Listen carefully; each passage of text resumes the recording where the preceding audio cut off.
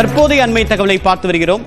தாக்குதலுக்கு உள்ளான 9 இடங்கள் என்ன என்பது தொடர்பாக அண்மை தகவலை பார்த்து வருகிறோம்.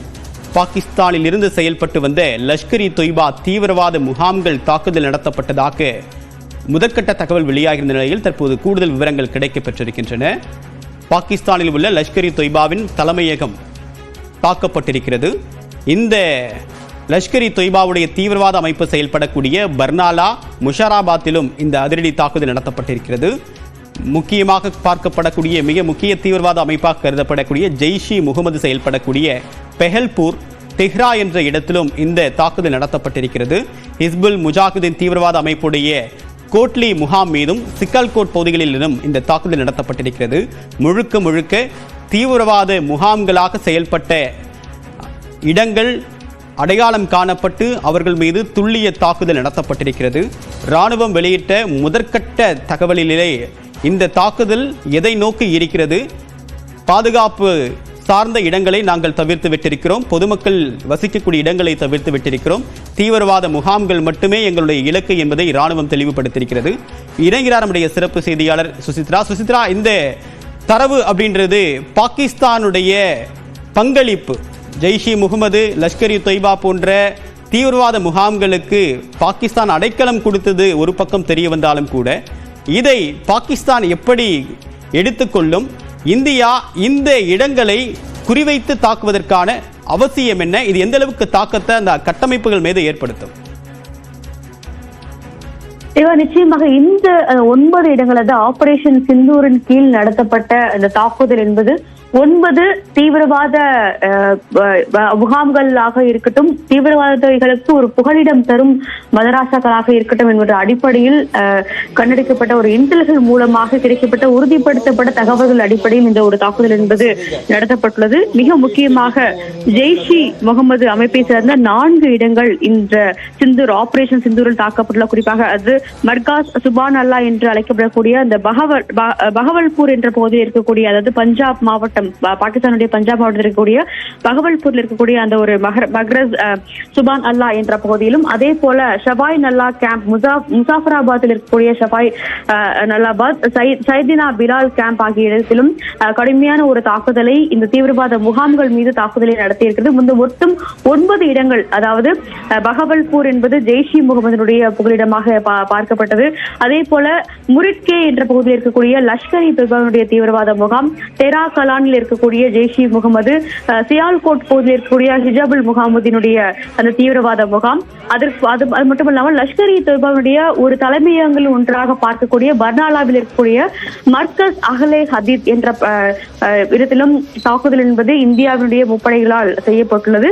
கோட்லி, ஜெய்ஷ் இ முகமதுடைய ஒரு முக்கிய அலுவலமாக பார்க்கப்படக்கூடிய கோட்லியிலும் இந்த தாக்குதல் நடைபெற்றுள்ளது. அதே போல முசாஃபராபாத் பகுதியில் இருக்கக்கூடிய ஷபாய் நல்லா கேம்ப், லஷ்கர் இ தொய்பாவுடைய ஷபாய் நல்லா கேம்ப், ஜெய்ஷ் இ முகமதுடைய முசாஃபராபாத்தில் இருக்கக்கூடிய சையதினா பிலால் கேம்ப் என்ற ஆகிய மொத்தம் 9 இடங்கள் இந்த ஒரு தாக்குதல் என்பது இந்தியாவினுடைய முப்படைகளால் செய்யப்பட்டுள்ள. இந்த 9 இடங்களிலும் 8 இடங்கள் என்பது பாகிஸ்தான் ஆக்கிரமிப்பு பகுதிகள் இருந்தாலும் 9வதாக கருதப்படக்கூடிய அந்த ஒரு ஜெய்ஷ் இ முகமதுடைய மிக முக்கிய ஒரு தலைமையகமாக பார்க்கப்படக்கூடிய அந்த மர்கஸ் சுபான் அல்லா அந்த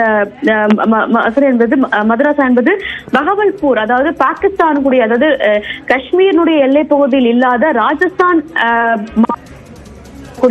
இந்தியா பாகிஸ்தான் எல்லை பகுதியில் வரக்கூடிய அந்த ஒரு பகவல்பூரில் இருக்கக்கூடிய அந்த ஒரு ஜெய்ஷ் இ முகமதுடைய இடத்திலும் இந்தியாவுடைய அந்த ஒரு ஆபரேஷன் சிந்தூருடைய தாக்குதல் என்பது நடைபெற்றுள்ளது மிக முக்கியமாக பார்க்கப்படுகிறது. இந்த பகவல்பூரை பொறுத்த அளவில் கடந்த 2019ஆம் ஆண்டு பிப்ரவரி 14ஆம் ஆண்டு புல்வாமா தாக்குதலில் ஈடுபட்ட தீவிரவாதிகளுக்கு ஒரு முக்கிய புகலிடமாக அவர்களுக்கு பயிற்சி வழங்கும் ஒரு கேம்பாக இந்த ஒரு பகவல்பூர் கேம்ப் இருந்தது என்பது மிக முக்கியமாக பார்க்க வேண்டும். இந்தியாவுடைய ராணுவத்தின் ஹிட் லிஸ்டில் 9 இந்த இடங்களுமே தீவிரவாதிகளுக்கு பயிற்சி வழங்கிய முகாம்களாக, அவர்களுக்கு புகலிடம் அளித்த முகாம்களாக கருதப்பட்டு அதன் மீதான ஒரு கண்காணிப்பையும் இந்தியாவினுடைய பல்வேறு பாதுகாப்புத்துறை சார்பாக நடத்தப்பட்டு வந்த நிலையில் இந்த 9 இடங்களும் இன்று தாக்கப்பட்டுள்ளதாக ஒரு விளக்கத்தையும் இந்திய ராணுவமானது வழங்கியுள்ளது மிக முக்கியமாக பார்க்கப்படுகிறது.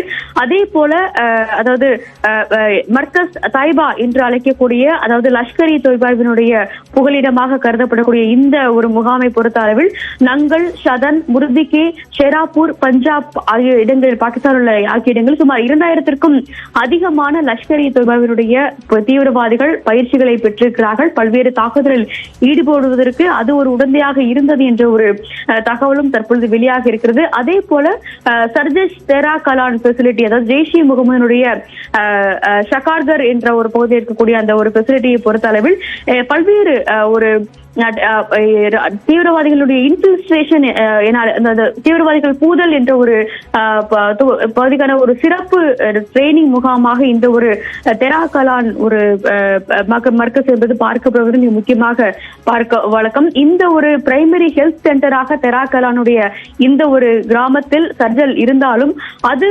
தீவிரவாதிகளுடைய புகலிடமாகவும் அந்த ஒரு ஹெல்த் ஃபெசிலிட்டி என்பது பார்க்கப்பட்டது என்ற ஒரு தகவலையும் இந்திய ராணுவம் அதிகாரப்பூர்வமாக அறிவித்துள்ளது. இந்த 9 இடங்களுமே தீவிரவாதிகளுடைய ஒரு புகலிடமாக, தீவிரவாத அமைப்புகளுடைய ஒரு தலைமையிடமாகவும் செயல்பட்டு வந்தது. அதன் அடிப்படையில் இந்த 9 இடங்களுமே இன்று இந்திய ராணுவத்தால், இந்தியாவுடைய குறிப்பாக இந்தியாவுடைய முப்படைகளால் தாக்கப்பட்டுள்ளது. இதில் 20க்கும் மேற்பட்ட தீவிரவாதிகள் உயிரிழந்தும் பல்வேறு பேர் காயமடைந்து மருத்துவமனைகளில் சிகிச்சைக்காக அனுமதிக்கப்பட்டுள்ளார்கள் என்ற ஒரு தகவலையும் இந்திய ராணுவம் உறுதிப்படுத்தியுள்ளது. இந்திய விமானப்படையினுடைய விஷுவல் கன்ஃபர்மேஷன் மூலமாக இந்த தகவல்களை தற்போது இந்தியாவினுடைய முப்படைகள் உறுதிப்படுத்தியுள்ளது மிக முக்கியமாக இந்த நேரத்தில் கூற வேண்டும். தேவா, சுசித்ரா, நீங்க தொடர்ந்து இணைப்பெறுங்க.